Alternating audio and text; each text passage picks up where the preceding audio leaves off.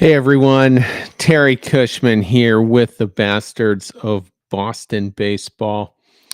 I want to preface this by saying these are my opinions. They don't necessarily reflect my four other co hosts, though I think on this topic I can confidently say, in the general sense, they'll agree with me.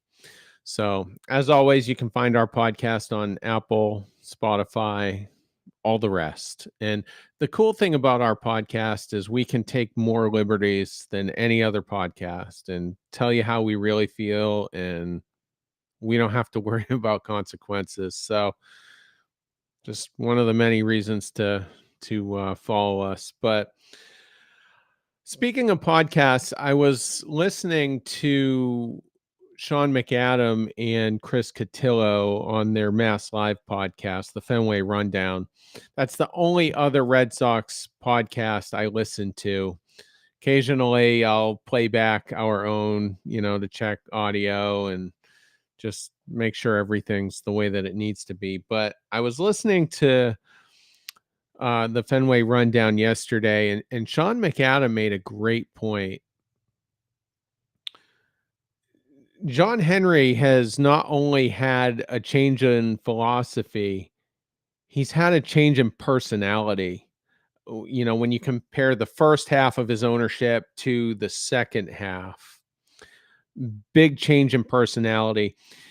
And one of the things that's different now is he's not as vocal. And I'll give you a good example of how vocal he was in that first half. Go back to 2012, okay? And I know it was 2012 because it was the Bobby Valentine year. I used to listen to WEI on the middays. I'd listen to my local Portland main station in the morning and then flip it over to Mutt and Merlone for the middays. And still to this day, that's my favorite WEI show of all time. I love that combination, and it was great to listen to them. But during that season, during the summer months, I can't remember if it was an actual beat writer that started the rumor or perhaps it came from, I don't know, somewhere close to Fenway. But a rampant rumor came about that John Henry was thinking about selling the Boston Red Sox, and they were possibly for sale. In Mutt and Merlone, they were doing a deep dive, just getting right into it. What does this mean? No, we didn't see this coming. And me, as a fan 12 years ago, was kind of panicking. I'm like, oh my God, why would John Henry want to sell the team? We've just won 2 championships fairly recently. Why would we want another owner? What if the other owner isn't as committed to winning as he is? This can't be good. Well, what ended up happening live on that show, John Henry called in. It was completely unplanned, completely unannounced. John Henry called in and was live on WEI and immediately squashed those rumors.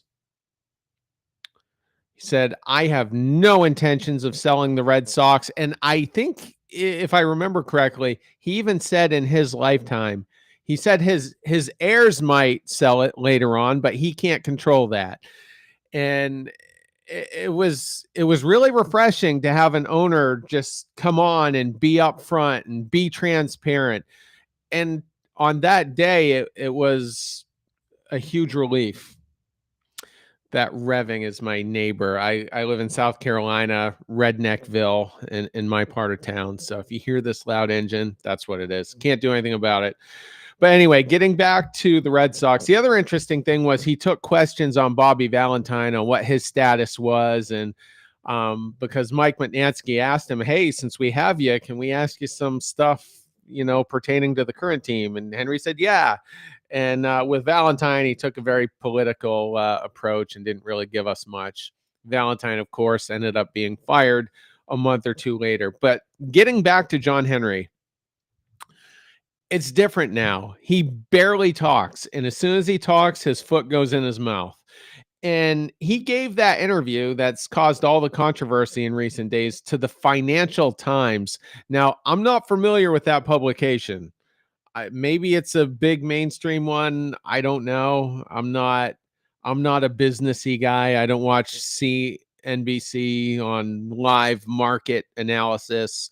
Not my thing. I'm a baseball fan, and that's what takes up most of my attention. But I don't know if he gave the interview with them thinking nobody would hear it, or nobody would see it. He could just slip under the radar. I have no idea. I have no idea. But there's no transparency anymore. And the commitment to winning, as so many people have covered ad nauseum the last couple of years, it's not the same. And if you go back to the Epstein era, he was the general manager, I think was his title, from 2003 through the 2011 season. The impressive thing about the Theo Epstein era was that our worst season was 84 wins. Never had a losing season under Theo Epstein. And when you talk about Alex Cora's status, will he be fired? Will he simply move on his own terms, which I think the latter of which will be what happens. It's just crazy to me that Francona got fired after a 92 or 93 win season, and was the greatest manager in everybody's lifetime. Even for fans in the early 2000s that were 60 or 70 years old, Terry Francona still the best manager of their lifetime as well, gets fired. And now you have Alex Cora, and in his era, he's only exceeded 84 wins twice. 2018, obviously, 108 win season. I think we won, what was it, 92 games in 2021, which honestly was a fluke. I mean, every team after 2021 has been built just like it and hasn't come close. I mean, it was a fun ride, don't get me wrong, but it wasn't a legitimate two games from a World Series appearance type team. That was a fluke. But be that as it may, it's just crazy how the bar was set so high and winning was everything.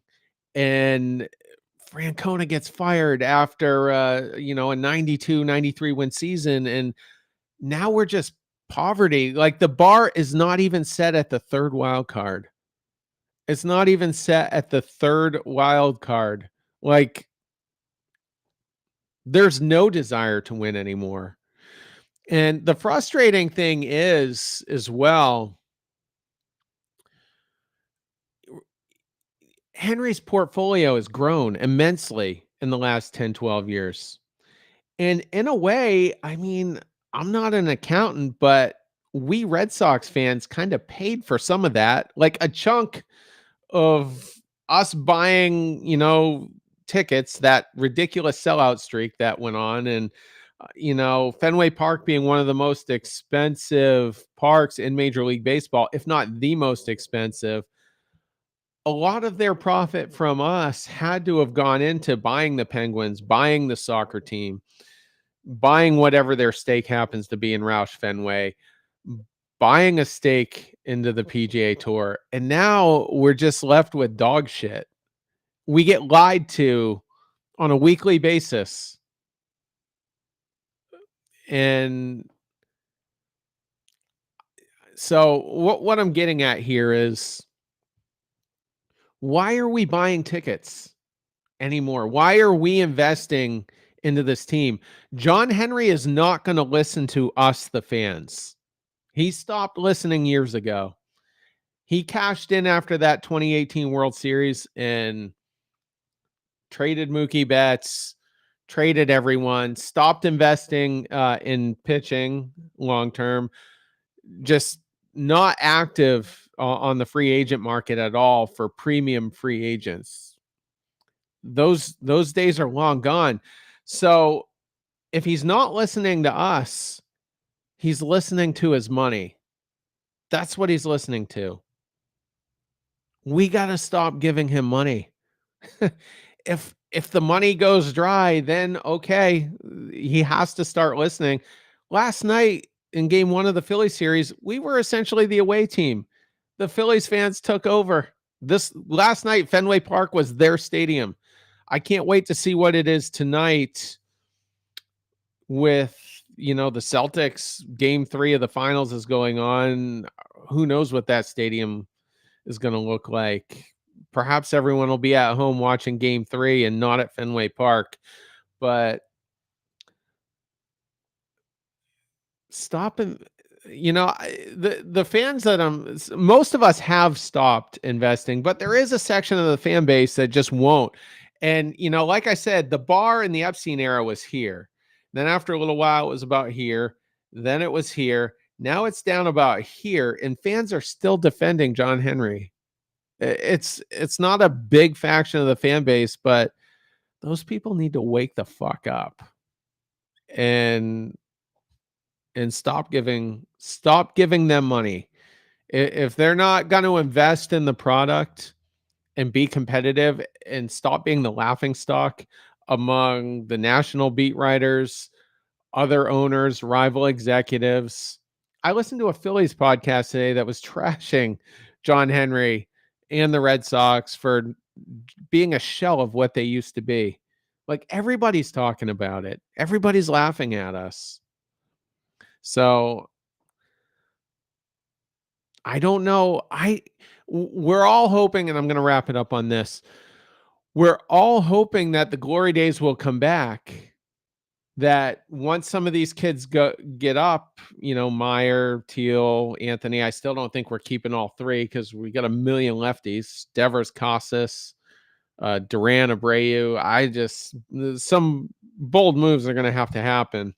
But once the kids are up, I don't think there's any guarantees we're even going back to that. I don't know if we're ever going to be a top 5, 6, 7, or 8 payroll in Major League Baseball again. We've been lied to so much. And I think it's at this point, it's foolish to expect that they might. We can hope that they might, but I think the expectations shouldn't automatically be that they might. I just so obviously I'm getting to be at a loss for words here, but the glory days could be over. The Red Sox as we knew them could be a lot different. And the other thing the Mass Live guys pointed out over the winter, and I'll really wrap it up on this, was that they waited until 2 or 3 days after the season ticket deadline, the deadline that season ticket holders had um, to basically recommit to their season tickets for 2024. They waited for that deadline to pass for everybody to re-up that was going to, and then they announced that payroll would be lower for this 2024 season. And only then. They wouldn't tell you before the deadline. So it wouldn't shock me to find out that, come November or September, when things are quiet, when the winter meetings come and go, oh, guess what? Payroll's going to be lower again. I think we're at about 215 million. Previously in 2023, it was capped at 225. So maybe next season we're going to be capped at 200. When all the money comes off the books, Chris Sale, Kenley, Chris Martin, Tyler O'Neill, a bunch of other guys, when that money comes off the books, we're only going to have 153 million committed. So it wouldn't surprise me if the payroll's capped at 200. I'm just speculating, but like I said, I shouldn't say foolish, but it's fair to consider and question whether or not we're going back to the glory days, whether we're going to have a 240 million payroll ever again. Hope for it, but don't necessarily expect it. Again, check out our podcast all the major platforms. We also have a Substack now. You can see us in print form. It's kind of a unique style of blogging that we're doing. It's a panel style. Each host is going to, commit 3 or 4 paragraphs to the topic at hand. So you're going to get different angles from all of us. Even though we're one big podcast, we don't always agree on everything. So thanks for hearing me out. And we'll see you all on social media and on the big platforms. Take it easy.